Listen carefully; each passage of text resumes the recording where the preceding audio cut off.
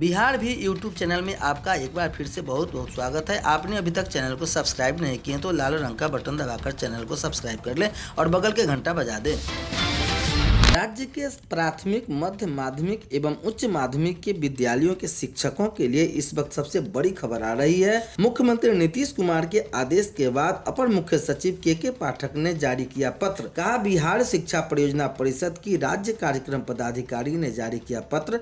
अब 1ली से 12वीं तक के छात्रों को छुट्टी में मिलेगा प्रोजेक्ट वर्क। यह सबसे बड़ी खबर आ रही है, जहां राज्य के लगभग 80,000 सरकारी स्कूलों में कक्षा 1ली से लेकर 8वीं के बाद अब 9वीं से 12वीं के छात्रों को भी दिवाली छठ की छुट्टियों में प्रोजेक्ट वर्क दिया जाएगा। इसको लेकर बिहार राज्य परियोजना परिषद के राज्य कार्यक्रम पदाधिकारी सुगंधा ने इस संबंध में पत्र जारी कर दिया है। उन्होंने कहा है कि सरकारी स्कूलों की शिक्षा में गुणवत्ता लाने के लिए छात्रों को प्रोजेक्ट वर्क देने की रणनीति बनाई गई है। इससे बच्चों में समय का सदुपयोग के साथ सृजनात्मकता का विकास होगा। छुट्टियों में शिक्षा की निरंतरता बनाए रखने के लिए वर्ग व विषयवार उन्हें प्रोजेक्ट वर्क असाइनमेंट दिया जाएगा।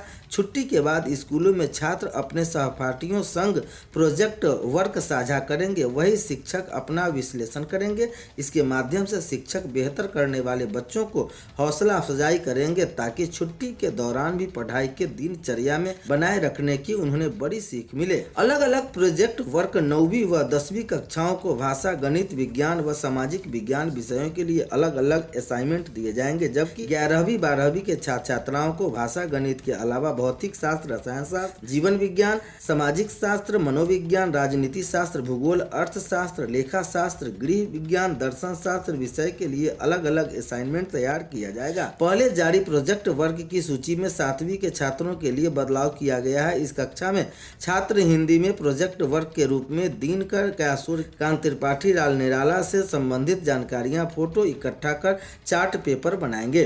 प्रोजेक्ट वर्क देने का उद्देश्य छात्र छात्राओं में वर्ग की सापेक्ष दक्षता के साथ ही रचनात्मक पैदा करना है। ऐसे में सरकारी व सहायता प्राप्त स्कूलों में पढ़ने वाले बच्चे खुद को प्रतियोगी बना सके।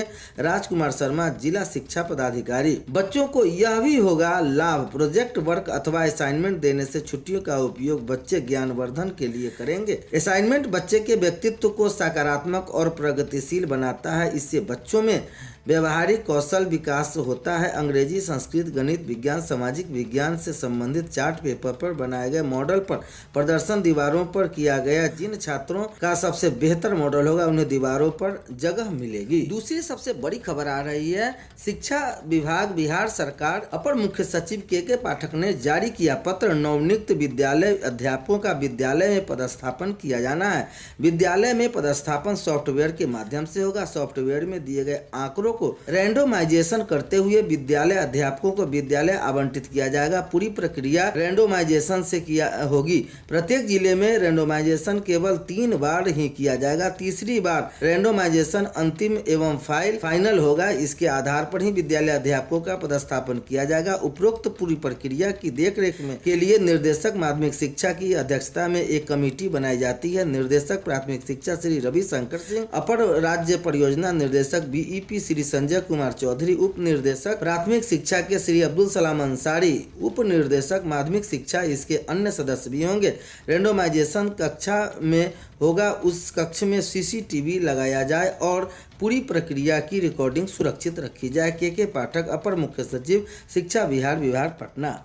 अगली सबसे बड़ी खबर आ रही है, स्कूल की जांच करने गए डीईओ को शिक्षकों ने खदेड़ कर भगाया। पाटम पूर्वी पंचायत के मध्य विद्यालय पाटम का मामला है, जहां मुंगेर से खबर आ रही है। जमालपुर प्रखंड के क्षेत्र अंतर्गत पूर्वी पंचायत के मध्य विद्यालय पाटम में बुधवार को डीईओ जांच में गए थे, जहां पर उन्होंने नियमित शिक्षक प्रधानाध्यापक के साथ गाली गलौज और अभद्र व्यवहार किया। इसके प्रत्युत्तर में उक्त प्रधानाध्यापक ने भी डीईओ को तुम-ताम करते हुए बेइज्जत करके विद्यालय से भगा दिया। हालांकि इस मामले में जब भास्कर टीम के द्वारा प्रभारी प्रधानाध्यापक से फोन पर बात की गई, उन्होंने सिर्फ इतना ही कहा कि मेरा बेटा मर गया, हम सदमे में हैं, अभी हम डिस्टर्ब हैं, माथा काम नहीं कर रहा है, कुछ भी नहीं बता सकते हैं। जबकि डीईओ भी इस घटना से इनकार कर गए हैं। बताया जाता है कि बुधवार को डीईओ औचक निरीक्षण में गए हुए थे। जांच के क्रम में डीईओ ने प्रभारी प्रधानाध्यापक को बुलाकर कई तरह की सवाल किया, लेकिन वे अपने बेटे के गम में थे। इस दौरान दोनों के बीच कहासुनी हुई और स्थिति मारपीट तक पहुंच गई, जिस पर डीईओ अपनी जान बचाते हुए उस विद्यालय से निकल पड़े। डीईओ के निरीक्षण में उनके साथ एक अन्य प्रखंड के शिक्षक संजय कुमार भी साथ में गए थे, जिससे हाथापाई की कोशिश हुई।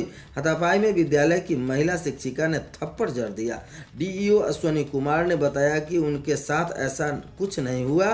कई लोगों के द्वारा फोन पर पूछा जा रहा है, सोशल मीडिया पर गलत अफवाह चलाई जा रही है। टीचर भी इसका पुष्टि नहीं कर रही है, बिहार भी इसकी पुष्टि नहीं कर रही है। नए शिक्षकों की तैनाती 21 तक रद्द की गई, अफसर कर्मियों की छुट्टी। शिक्षा विभाग के अपर मुख्य सचिव ने सभी डीएम को भेजा पत्र। खबर आ रही है पटना से, जहां बिहार लोक सेवा आयोग बीपीएससी से चयनित तकरीबन 1,10,000 नए शिक्षकों की स्कूलों में तैनाती 21 नवम्बर तक कर दी जाएगी। शिक्षकों के योगदान दिए जाने तथा शिक्षा विभाग के सभी अफसरों और कर्मियों को छुट्टियां रद्द कर दी गई है। इसे सुनिश्चित कराने को जिम्मेदारी सभी डीएम को दी गई है। इसको लेकर शिक्षा विभाग के अपर मुख्य सचिव के पाठक ने सभी डीएम को पत्र भेज दिया है कि स्कूल में योगदान की तिथि से ही शिक्षकों का वेतन प्रारंभ होगा। पत्र में कहा गया है कि शिक्षकों का पदस्थापन केवल ग्रामीण क्षेत्रों में स्कूलों में होगा। शहरी क्षेत्रों में फिलहाल किसी का पदस्थापन नहीं होगा। ग्रामीण क्षेत्रों में भी स्कूलों का आवंटन सॉफ्टवेयर के रैंडम होगा। डीएम को निर्देश दिया गया है कि जिला शिक्षा पदाधिकारी के साथ बैठक कर रणनीति तैयार कर लें कि 11 से 21 नवंबर के बीच कितने चरणों में आप शिक्षकों का योगदान करा सकते हैं। इसकी समय सारणी बना ले। स्कूल में योगदान कराने के लिए वह आवश्यक है कि प्रधानाध्यापक उस समय उपस्थित रहें, क्योंकि योगदान उन्हीं के समक्ष करना है। प्रधानाध्यापक ही योगदान प्रपत्र जिला शिक्षा कार्यालय में समर्पित कर योगदान स्वीकृति कराएंगे। इधर जिला शिक्षा पदाधिकारी को भी निर्देश है कि जिन शिक्षकों का योगदान नवंबर में हो जाता है उन्हें 1 दिसंबर को वेतन भुगतान की तैयारी कर ले। साथ ही शिक्षकों का स्कूलों में पदस्थापन 21 नवंबर तक करा ले, ताकि छठ के बाद स्कूल खुलते ही अध्यापन शुरू कर दे। शिक्षा विभाग के अधिकारी उसी प्रकार अभियान मोड में काम करेंगे जिस प्रकार 2 नवंबर से पहले औपबंधिक नियुक्ति पत्र निर्गत करने किया गया था। सीटीईटी परीक्षा के लिए 23 तक कर सकेंगे आवेदन। केंद्रीय माध्यमिक शिक्षा बोर्ड के लिए ऑनलाइन हो रहा रजिस्ट्रेशन। 25 नवंबर तक भरे जाएंगे बीपीएससी शिक्षक भर्ती परीक्षा फॉर्म। खबर गोपालगंज से आ रही है, जहां जिले के हजारों की संख्या में अभ्यर्थी वर्तमान समय में केंद्रीय माध्यमिक शिक्षा बोर्ड के 18वें संस्करण की केंद्रीय शिक्षक पात्रता परीक्षा 2024 17 जनवरी और बिहार लोक सेवा आयोग के तहत शिक्षक भर्ती परीक्षा के लिए ऑनलाइन आवेदन करने में जुटे हुए हैं। सीटीईटी जनवरी 2024 के लिए आगामी 23 नवंबर तक आवेदन लिए जाएंगे। बीएड किए या उसकी पढ़ाई कर रहे अभ्यर्थी की कक्षा 1 से लेकर 5 की कक्षा 6 से 8 तक के लिए ऑनलाइन आवेदन करने के पात्र होंगे। कक्षा 1 से लेकर 5 के लिए पेपर 1 और कक्षा 6 से लेकर 8 के लिए पेपर 2 की परीक्षा होगी। यह परीक्षा अगले साल 21 जनवरी को आयोजित की जाएगी, जिसमें सूबे के विभिन्न राज्यों के अलग अलग जिलों से सेंटर बनाए जाएंगे। वैसे ऑनलाइन अप्लाई करने के दौरान अभ्यर्थी को अपनी पसंद की अनुसार स्टेट, जिला आदि की सूचना अंकित करनी है। वैसे सेंटर निर्धारित का अंतिम निर्णय सीबीएसई को ही होगा। शिक्षक भर्ती परीक्षा का भी भरे जाएंगे फॉर्म। बिहार लोक सेवा आयोग के द्वारा एक बार फिर से शिक्षक भर्ती परीक्षा लेने की घोषणा की गई है। इसके लिए आगामी 25 नवंबर तक ऑनलाइन आवेदन करने की तिथि निर्धारित की गई है। बीएससी की इस भर्ती के कुल 70,000 पदों पर योग्य अभ्यर्थियों का चयन किया जाना है। इसको लेकर जिले के हजारों अभ्यर्थी शिक्षक भर्ती परीक्षा में शामिल होने के लिए बीपीएससी की आधिकारिक वेबसाइट पर जाकर आवेदन कर सकते हैं। कुल 4 चरणों में आवेदन भरा जाएगा, जिसमें सबसे पहले चरण रजिस्ट्रेशन कराना है।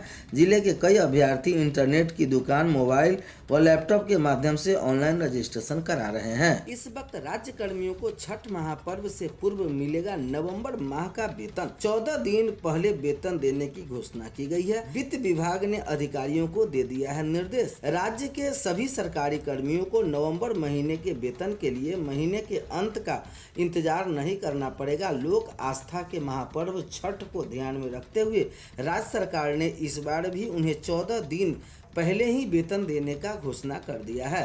वित्त विभाग ने नवंबर महीने के वेतन का भुगतान 16 नवंबर 2023 से ही शुरू करने का निर्णय लिया है। इस संबंध में वित्त विभाग ने राज्यपाल के प्रधान सचिव, विधानमंडल के सचिव, हाईकोर्ट के महानिबंधक, सभी विभागों के अपर मुख्य सचिव या प्रधान सचिव या सचिव, विभाग अध्यक्ष, प्रमंडलीय आयुक्त, जिला अधिकारी और कोषागार अधिकारियों को निर्देश जारी कर दिया है। गौरतलब है कि अक्टूबर महीने में ही दुर्गा पूजा को देखते हुए सरकारी कर्मियों को 15 दिन पहले वेतन दे दिया गया था। इस बार भी छठ महापर्व के मद्देनजर पर फैसला लिया गया है। राज्य में सभी वर्ग के सरकारी कर्मियों की संख्या करीब 9.5 लाख है। सरकार के इस फैसले से इन कर्मियों को सीधा लाभ मिलेगा। इसी के साथ राज्य के लगभग 4 लाख नियोजित शिक्षकों को मिलेगा।